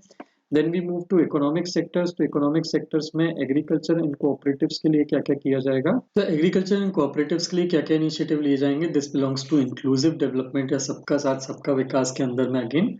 तो सबसे पहले तो डिजिटल पब्लिक इंफ्रास्ट्रक्चर सेटअप किया जाएगा, जिसमें फार्मर्स के लिए accessible, inclusive and informative solutions, IT solutions develop किए जाएंगे फार्मर्स को एग्रीकल्चर फार्मिंग और इजी बनाने के लिए। इसके अलावा ANB horticulture clean plant programme जो है वो लॉन्च किया जाएगा, ताकि हाई वैल्यू हॉर्टिकल्चरल क्रॉप्स जो हैं उनको और ज़्यादा प्रमोट किया जा सके। ANB हियर मीन्स आत्मनिर्भर भारत। सो हॉर्टिकल्चर क्लीन प्रोग्राम जो है ये लॉन्च किया जाएगा हाई वैल्यू हॉर्टिकल्चरल क्रॉप्स का प्रोडक्शन जो है बूस्ट करने के लिए। देन इंडिया को मिलेट्स का ग्लोबल अप कराने के लिए श्री अन्ना ये स्कीम जो है बेसिकली वो लॉन्च की जाएगी। सपोर्ट गिवन दिया जाएगा IIMR हैदराबाद को, Indian institute of for millet research, और ज़्यादा मिलेट्स को रिसर्च को प्रमोट करने के लिए। देन एक एग्रीकल्चरल एक्सीलेटर फंड जो है वो सेटअप किया जाएगा इनोवेटिव स्टार्टअप्स को सपोर्ट करने के लिए रूरल एरियाज में। देन टारगेटेड फंडिंग दी जाएगी, 20 lakh crore rupees agricultural credit जो है वो टारगेटेड दिया जाएगा एनिमल हस्बेंड्री, डेयरी और फिशरीज सेक्टर को। इतना फंड जो है वो टारगेटेड तरीके से दिया जाएगा। Then widely available setting storage capacity जो है वो सेटअप की जाएगी, ये फार्मर्स को रिन्यूमरेशन एनहेंस करने में, अपनी वेजेस जो है, इनकम जो है एनहेंस करने में वो हेल्प करेगी। रीजन इज कई बार क्या होता है, फार्मर्स जो होते हैं उनके पास स्टोरेज फैसिलिटी नहीं होती, तो उनको क्रॉप खराब होने के डर से क्रॉप जिस रेट पे बिक रही है कम रेट पे भी बेचनी पड़ती है, जिससे उनको कम जो है आउटकम या आउटपुट मिलता है, कम रिटर्न मिलते हैं। गवर्नमेंट स्टोरेज कैपेसिटी को वाइडली अवेलेबल कराने की कोशिश कर रही है, जिससे फार्मर्स को अगर उस टाइम पे सही रिटर्न नहीं मिल रहा है जितना वो एक्सपेक्ट करता है, तो वो उसको वहाँ पे स्टोर कर सकता है जब तक उसको उसका मन का रेट ना मिल जाए और वो उसको उस पर सेल कर पाए अप्रोप्रिएट टाइम पे। Then comes the financial sector. तो फाइनेंशियल सेक्टर में भी गवर्नमेंट ने कुछ इनिशिएटिव लेने की बात कही है। पहला तो national financial information registry setup करेगी गवर्नमेंट, जो एफिशिएंट लेंडिंग, फाइनेंशियल इंक्लूजन, इन सबको प्रमोट करने में हेल्प करेगी और फाइनेंशियल स्टेबिलिटी को प्रमोट करने में हेल्प करेगी। Then the second is central data processing centre help एक सेटअप करेगी, जो एडमिनिस्ट्रेटिव वर्क जो है कंपनीज एक्ट के अंदर में उनका फास्टर हैंडलिंग करने में हेल्प करेगी, जिससे कंपनीज अपने आप को जल्दी रजिस्टर करा पाएं या डी रजिस्टर करा पाएं। Then there will be scheme for MSMEs, जो क्रेडिट गारंटी स्कीम है जो ऑलरेडी चलती है। इसके अंदर में गवर्नमेंट ने कॉर्पस और ज़्यादा एक्सपांड किया है और उसके अंदर में 2 लाख करोड़ तक का फ्री गारंटेड क्रेडिट जो है, कोलेट्रल फ्री गारंटेड क्रेडिट जो है एडिशनल, वो वहाँ पे गवर्नमेंट प्रोवाइड करेगा। मतलब MSMEs फेल होते हैं तो बैंक को जो लोन गवर्नमेंट कवर करती है बैंक का, that is covered under this credit guarantee scheme for MSMEs. Then ये 2 स्कीम हमने ऑलरेडी कवर कर ली, सीनियर सिटीजन एंड वुमेन से रिलेटेड जो नई स्कीम्स थी। देन गिफ्ट IFSC के रिलेटेड एक इनिशिएटिव है कि बिजनेस एक्टिविटीज को प्रमोट करने के लिए गिफ्ट सिटी से IFSC इंटरनेशनल फाइनेंशियल जो सेंटर है गुजरात में जो सेटअप किया गया है गांधीनगर में, वहां से बिजनेस एक्टिविटीज को प्रमोट करने के लिए पार्टिसिपेटरी नोट्स जो होते हैं उन पे गवर्नमेंट ने गिफ्ट सिटी से जो इशू होने वाले पी नोट्स हैं या वहाँ पे जो रजिस्टर्ड एजेंसीज हैं उन पे पी नोट्स पे जो चार्जेस लगते हैं, टैक्सेशन लगता है, वो टैक्सेशन उन्होंने वहाँ पे हटा दिया है। देन ज़्यादा शेयर सिक्योरिटीज मार्केट में एजुकेशनल सर्टिफिकेट प्रोवाइड करके गवर्नमेंट और ट्रेड प्रोफेशनल्स जो हैं वो क्रिएट करेगी। इसके बाद इंडस्ट्रीज के लिए बात करते हैं, तो इंडस्ट्रीज के लिए क्या क्या गवर्नमेंट ने स्टेप्स लिए हैं। तो सबसे पहले तो टैक्स बेनिफिट कुछ गवर्नमेंट ने यहाँ पे इंडस्ट्रीज को देने की बात करी है। कुछ माइक्रो एंटरप्राइजेस और प्रोफेशनल्स जो हैं उनके लिए प्रिजम्पटिव टैक्सेशन पे लिमिट्स बढ़ा दिए। प्रिजम्पटिव टैक्सेशन मतलब ये जो कुछ MSMEs होती हैं, MSMEs के लिए जनरली रिकॉर्ड्स मेंटेन करना, अकाउंट बुक मेंटेन करना बड़ा डिफिकल्ट टास्क होता है, क्योंकि इनको कई बार पेमेंट्स जो हैं बहुत डिलेड मिलती हैं सर्विस देने के बाद भी। तो उस केस में इनको इनकम तो जनरेट होने के चांसेस हैं, या उनको जो भी एक्चुअल इनकम हुई है रेदर देन लुकिंग, मतलब जो बुक में दिख रहा है एक्चुअल में, it can be different and it could be very hard for MSMEs to maintain record book, वो उनको एडिशनल कॉस्ट उनके ऊपर पड़ सकती है। तो that is why income tax department या गवर्नमेंट ऑफ इंडिया ने MSMEs को जिनका 3 करोड़ तक के टर्न, पहले 2 करोड़ टर्नओवर था, इस बजट में उसको 3 करोड़ कर दिया है कि 3 करोड़ टर्नओवर तक दे दे दे कैन जस्ट डिक्लेयर कि हमें इतनी इनकम हुई है and they can pay tax on that. मतलब उनको उनको जस्ट छूट दी जाती है कि आप जो इनकम डिक्लेयर करोगे वही चीज मानी जाएगी इनकम और उसी पे आपको टैक्स देना है। This is the benefit given to MSME under presumptive taxation scheme. तो ये लिमिट बढ़ाने से क्या होगा, MSMEs अब 2 करोड़ से 3 करोड़ तक का टर्नओवर जो है वो डिक्लेयर कर सकती है और उस पर टैक्स अपना जो है वो MSME को जो कम टैक्स लगता है वो टैक्स उस पर कम टैक्स पे करके अपना टैक्स के ऑब्लिगेशन जो है वो फुलफिल कर सकती है। देन उसके बाद deduction on payment made to MSME to be allowed only when payment is actually made. जो भी पेमेंट पे डिडक्शन होगा MSMEs का टैक्सेशन का, वो कभी होगा जब उनको पेमेंट एक्चुअल में मिल जाएगी, not on the basis of कि उन्होंने जो फ्यूचर की रिसिप्ट की दिखाई है उस पे। तो ये जो है MSMEs को काफी रिलीफ देगा, क्योंकि कई बार MSMEs को payment maximum time, max to maximum time, specially from the central government side, कई बार काफी डिलेड पेमेंट उनको मिलती है। देन कोऑपरेटिव सेक्टर से रिलेटेड कुछ प्रोविजन यहाँ पे उन्होंने प्रमोट करने के लिए बनाए हैं। एक तो कॉर्पोरेट टैक्स का जो बेनिफिट है 15% का, कि कम टैक्स रेट जो कॉर्पोरेट्स पे लगता है वो टैक्स रेट का बेनिफिट कोऑपरेटिव्स पे भी उन्होंने प्रमोट किया है या एक्सटेंड किया है, जो 31 मार्च 2024 के पहले मैन्युफैक्चरिंग स्टार्ट करती हैं उनके ऊपर। देन डिपॉजिट्स जो होते हैं या लोन्स देते हैं जो PACS, primary agricultural credit society, या फिर प्राइमरी जो क्रेडिट सोसाइटीज होती हैं जो बिल्कुल ग्राउंड लेवल की डिसेंट्रलाइज बोर्ड जो होते हैं, ये PCARD और PACS जो हैं, ये PACS के पर मेंबर डिपॉजिट की लिमिट और लोन्स की लिमिट वो उन्होंने बढ़ा दी है, 2 लाख रुपए यहाँ पे उन्होंने कर दिए। Then TDS cash, cooperative societies के कैश विड्रॉल पे जो TDS लगता था उसकी लिमिट बढ़ा दी है। मतलब पहले कम विड्रॉल पे ही उन पे टैक्स लग जाता था, अब वो ज्यादा विड्रॉल जब करेंगे, 3 करोड़ रुपीस का जब विड्रॉल करेंगे ज्यादा लिमिट पे, तो तब उन पे TDS जो है वो चार्ज होगा। देन स्टार्टअप्स के लिए गवर्नमेंट ने एक इनिशिएटिव लिया है, दैट इज उन्होंने जो डेट ऑफ इनकॉर्पोरेशन से से 1 साल का एक्सटेंशन दिया है उन्होंने इनकम टैक्स बेनिफिट के लिए स्टार्टअप्स को। देन किसी स्टार्टअप के इनकॉर्पोरेशन से 7 इयर्स से लेके 10 इयर्स तक के बीच में अगर चेंज ऑफ शेयर होल्डिंग के कारण चेंज ऑफ शेयर होल्डिंग होती है किसी स्टार्टअप में, तो उसके लॉसेस जो हैं वो कैरी फॉरवर्ड किए जा सकते हैं। This has been another provision that has been made for startup. इसके बाद आते हैं हम गवर्नेंस से रिलेटेड कुछ चीज़ों पे जो गवर्नमेंट ने इनिशिएट करने की बात करी है। द फर्स्ट इज उन्होंने मेक AI इन इंडिया की डेवलपमेंट की बात करी है। ये IT सेक्टर या साइंस एंड टेक का भी पार्ट आ जाता है कि गवर्नमेंट ने AI को प्रमोट करने के लिए बात करी है इंडिया में।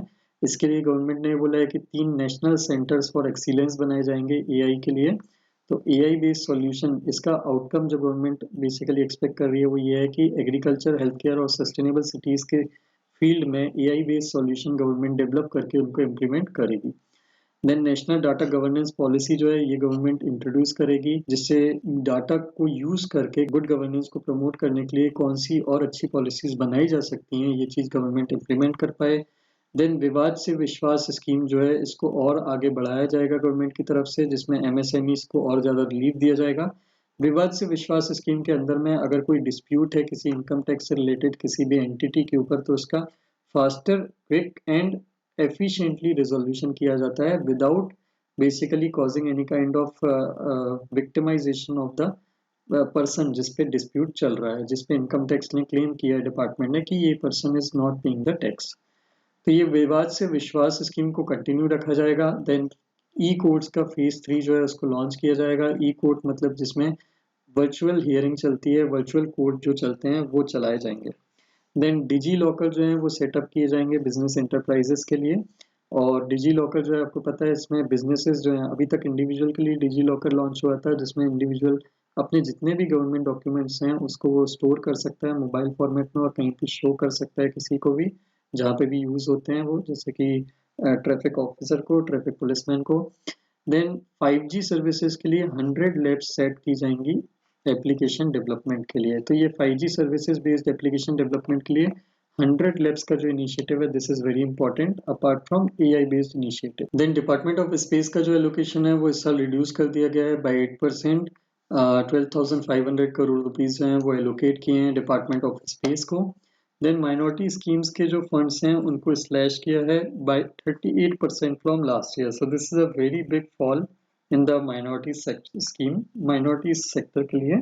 तो क्या यहाँ पे पर्टिकुलरली एक स्कीम है जिसमें पर्टिकुलरली एलोकेशन कम किया है बहुत ज़्यादा, दैट इज प्रधानमंत्री जन विकास कार्यक्रम। ये स्कीम का नाम आपको याद रखना है, प्रधानमंत्री जन विकास कार्यक्रम में ये स्कीम जो है माइनॉरिटीज़ के जो concentration, identified minority concentration areas होते हैं, मतलब ऐसे एरियाज जहाँ पे माइनॉरिटीज़ की पॉपुलेशन बहुत ज़्यादा है वहाँ पे क्वालिटी ऑफ लाइफ इम्प्रूव करने की के लिए इंफ्रास्ट्रक्चर डेवलपमेंट के लिए काम करती है, या सोशियो इकोनॉमिक डेवलपमेंट के लिए एलोकेशन या इनिशिएटिव इस स्कीम में लिए जाते हैं प्रधानमंत्री जन विकास कार्यक्रम के अंदर में।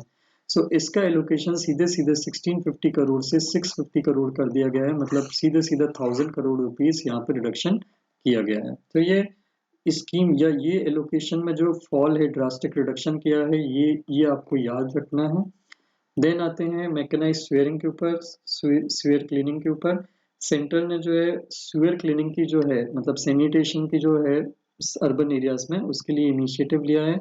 गवर्नमेंट ने 100 करोड़ एलोकेशन दिया है एक स्कीम को, एक नई मतलब न्यूली नेम्ड स्कीम है जिसका नाम है Namaste, that is national action plan for mechanised sanitation ecosystem. अभी क्या होता है हमारे सिटीज में जो सीवर चैम्बर्स होते हैं, जो सीवरेज होता है उसको एक ह्यूमन इंडिविजुअल जाके जो पर्टिकुलरली लोअर कास्ट से बिलोंग करता है, इसमें कास्ट क्लास सबके इशू आते हैं, तो बेसिकली ह्यूमन राइट्स का वायलेशन होता है। वो इंसान सीवर चैम्बर में उतर के और उसको क्लीन करता है ह्यूमन सीवरेज को। So that is a very in कहना चाहिए जो ह्यूमन डिग्निटी को एक पूरे तरीके से वायलेट कर देता है, ये वो इशू था। तो गवर्नमेंट ने इसके लिए एक इनिशिएटिव लिया है जिसके अंदर में अब ये मैकेनाइज्ड स्वेयरिंग करेंगे, मतलब ये मशीन्स का यूज करके ये पूरा का पूरा सीवर चैम्बर्स जो है उनको क्लीन करेंगे। No individual will be should मतलब will need to go inside the chamber और सीवरेज टू क्लीन इट। तो ये नमस्ते स्कीम के बारे में आपको थोड़ा सा पढ़ना है, ये याद रखना है, this is a very important scheme. Then उसके बाद आते हैं ट्राइब्स पे। तो ट्राइबल्स के लिए भी कुछ इनिशिएटिव गवर्नमेंट ने इस साल लिए हैं। 15,000 करोड़ रुपीस जो है वो ट्राइब्स के डेवलपमेंट के लिए यूज किए जाएंगे। जैसा कि मैंने ऊपर बोला था कि पीवीटीजी डेवलपमेंट इस मिशन जो है ये लॉन्च किया जाएगा। पीवीटीजी डेवलपमेंट मिशन के अंदर में पीवीटीजी मतलब होता है particularly vulnerable tribal groups, PVTG. तो ये ऐसे हमारे इंडिया में कुछ ऐसी ट्राइब्स हैं जिनकी पॉपुलेशन या तो बहुत गिर रही है, या तो पॉपुलेशन की जो ग्रोथ है वो स्टेगनेंट है, या फिर वो बहुत प्रिमिटिव टाइप की पॉपुलेशन है जो बहुत लिमिटेड अमाउंट में है। मतलब उनकी पॉपुलेशन एक तो बहुत लो है, ऊपर से वो बहुत प्रिमिटिव है। प्रिमिटिव इन द सेंस उनकी एग्रीकल्चरल प्रैक्टिसेस, उनकी लिविंग प्रैक्टिसेस आज भी ऐसी हैं कि that used to be like 500,000 years ago. So इतने प्री एग्रीकल्चरल प्रैक्टिसेस वो कंडक्ट करते हैं कि वो एक unique diversity, unique culture, unique language वो हमको बेसिकली शो करता है अगर आप कभी उस एरिया को विजिट करेंगे तो। ऐसे जो ग्रुप्स हैं पीवीटीजी ग्रुप्स, इन ग्रुप्स को बोला जाता है पीवीटीजी। ये जो इस टाइप की जो ट्राइब्स होती हैं उनको, तो ये जो पीवीटीजी हैं ये अभी करेंटली अक्रॉस 18 कंट्रीज और 1 यूनियन टेरिटरी में स्प्रेड हैं and they live in nearly 31,000 villages. तो गवर्नमेंट ने इसके लिए एक मिशन निकाला है कि ऐसे ट्राइबल्स के डेवलपमेंट के लिए गवर्नमेंट जो है कुछ काम करेगी अब और इस मिशन को इम्प्लीमेंट करेगी। इसके अलावा ट्राइबल्स के लिए एक अलग से स्कीम चलती है जिसका नाम है EMRS, Eklavya model residential scheme. तो एकलव्य स्कीम के अंदर में ट्राइबल्स को रेसिडेंशियल स्कूल फैसिलिटी दी जाती है। गवर्नमेंट आइडेंटिफाई करती है कुछ ट्राइबल ब्लॉक्स को और वहाँ पे एक स्कूल बिल्ड करती है अलॉन्ग विथ हॉस्टल, और वहाँ पे ट्राइबल्स के बच्चों को रहने भी मिलता है और अच्छी एजुकेशन, क्वालिटी एजुकेशन मिलती है on the lines of Navodaya school. Navodaya school में जो क्वालिटी ऑफ एजुकेशन दी जाती है, बहुत अच्छी हाई क्वालिटी ऑफ एजुकेशन, उसी लेवल की एजुकेशन यहाँ पे दी जाने का मतलब जो स्कीम है ये दी जाती है। तो एकलव्य स्कूल में स्कूल टीचर्स की शॉर्टेज थी, ऐसा लास्ट ईयर इसकी जो नेशनल एजेंसी है जो इस स्कीम का इम्प्लीमेंटेशन सुपरवाइज करती है, that is national education society for tribal students, nest. ये नेस्ट ने रिकमेंड किया था कि एकलव्य स्कूल जो है उनको जितने टीचर की नीड है उससे आधे से भी कम टीचर इन स्कूल में हैं, और इसीलिए गवर्नमेंट इन स्कूल्स में रिक्रूट करेगी, इन स्कूल्स में स्टाफ की बेसिकली नीड फुलफिल करने के लिए 38,000 टीचर्स जो है और सपोर्ट स्टाफ जो है उसको रिक्रूट करेगी 740 एकलव्य मॉडल रेसिडेंशियल स्कूल्स के लिए। So this is a very important scheme and initiative या declaration. Lastly we move to budget का ब्रेकअप की मनी का जो बेसिकली आना और जाना है वो कहाँ और कितना होता है। तो this is a very important aspect which you need to remember. सबसे ज़्यादा पहले हम देख लेते हैं इंडियन गवर्नमेंट के पास रुपये कहाँ कहाँ से आता है। तो सबसे ज़्यादा जो आता है वो बोरोइंग या फिर जो अदर लाइबिलिटीज़ हैं उनके थ्रू उनको मनी आती है, मतलब जो लोन दिए हुए हैं उनसे जो लोन्स आते हैं या इंटरेस्ट आता है पेमेंट, उससे आता है, that is borrowing and other liabilities, that is 34%। Then उसके बाद सेकंड नंबर पे आता है goods and services tax GST, जिससे 17% ऑफ द टोटल रेवेन्यू आती है गवर्नमेंट ऑफ इंडिया की। देन थर्ड नंबर पे income tax and corporate tax जो इक्वली 15% कंट्रीब्यूट करते हैं। देन उसके बाद आता है यूनियन एक्साइज ड्यूटीज जो 7% कॉन्स्टिट्यूट करती हैं। Then non tax receipt 6%, non डेब्ट capital receipt 2% and customs duty 4%। तो शुरू के थ्री जो है, टॉप थ्री जो है एटलीस्ट वो मैं आपसे एक्सपेक्ट करता हूँ 3 to 4 कि आप याद रखें, क्योंकि पेपर में एग्जाम में कभी कभी असेंडिंग और डिसेंडिंग ऑर्डर में इनके क्वेश्चन आ जाते हैं।